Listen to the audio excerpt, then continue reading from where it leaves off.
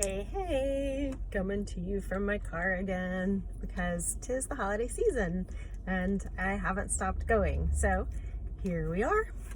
And today I'm gonna veer off from my weekly wellness post and talk to you guys about antibiotics. Yes, I administer antibiotics on a regular basis. They are a life-saving development invention. They are a beautiful thing that man created. But you guys, they are intended to be utilized when for some reason our bodies have failed to fight off the infection, or the consequence of that infection is so severe that it warrants the use of the antibiotics. Antibiotics were never intended to be the first line of defense against a bacteria. Okay, let me say that again. Bacteria. You guys with me? Antibiotics are only for bacteria. Many infections are viral, maybe parasitic in nature. A lot of symptoms are often related to parasites and people don't realize it. So antibiotics only help if you have a bacterial infection. Say it again. So when you go to your doctor with a cold or a stomach bug or something like that, it's often not even a bacteria, and the antibiotic will do nothing other than beat up your immune system and your gut some. So I need you to hear me on this. Please don't go running to your physician for an antibiotic every time you get sick. Often by the time you run the course of the antibiotic, you're better, but it's because your body has done its job by then anyway. A virus can take a couple of weeks for your body to fight off. And yeah, it sucks. And yeah, we're tired and, all of those things. But our bodies are designed to fight off all types of infections, all sorts of infections. It's really cool to see how our body clusters around these invaders and attacks them, or keeps them isolated from the rest of our body. It's just fascinating. You should research that a little if you're into that kind of thing. So when you do take an antibiotic, there are a few things to understand. Let's talk about building an army, okay? Our bodies have an existing army to fight invaders. Do you want that army to be lazy and weak, or strong and fast? Of course you want it to be strong and fast. Nobody's going to build a weak and lazy army intentionally, but that's what we do when we give it antibiotics. When we run in and take antibiotics at the first sign of illness, we teach our body we're going to take care of that. No need for you to do that. No need for you to send out your cells that memorize that invader and can attack it quicker the second time. No need for you to figure out how to attack it and how to eat it up and gobble it up and spit it out of our bodies, because we're going to take care of that for you.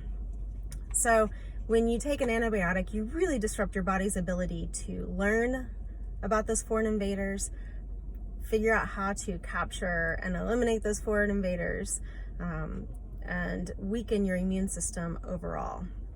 In addition to that, you're wiping out good bacteria too, which means you're leaving your body without the ability to protect itself or digest things or absorb nutrients properly. So that's another consideration for antibiotics, okay? Yes, there are bacterial infections. A lot of ear infections are bacterial, but there are things you can do to help your body fight that. That's actually my daughter's only experience with an antibiotic. Was at 1 year old, my oldest. She had an ear infection. We did penicillin. It didn't take care of it. They gave her Augmentin. She broke out in hives everywhere, and it still didn't take care of it. And now she's sick and snotty and messed up gut. And I finally looked at the nurse practitioner and said, is there another way to do this? And she helped me along with some things to do at home. I also consulted a friend of mine who's an ENT. And that's a big part of how I developed my ear protocol, that and the research I did at the time, which is in our library and our wellness hub. There's an ear protocol. So there are always things we can do to support our body. And say it with me again. Who knows what I'm going to say? Cut the sugar. add in the good bacteria, the fermented foods. That's why I love all of my pickle, the probiotics. You know, get more rest, give your body the time to take care of it. Drink that bone broth, sip on that tea, that wellness tea in our hub.